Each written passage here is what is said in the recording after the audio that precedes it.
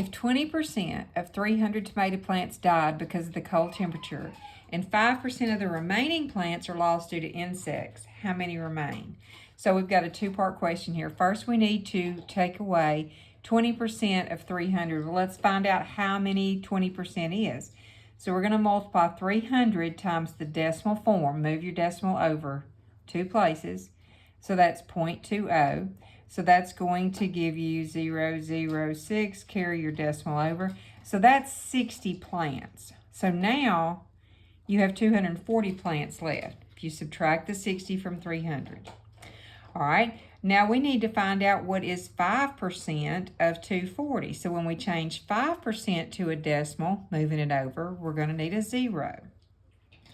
All right, now when we multiply 5 times 0, 5 times 4 is 20, carry 2, 10. So that's 1,200. You have 2 decimal places.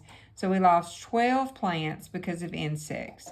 So 240 minus 12 is going to be 228 plants left. But let me show you something real quick. What you could do instead of multiplying by 20 and then subtracting, well, if you lose 20%, how many are left? 80%.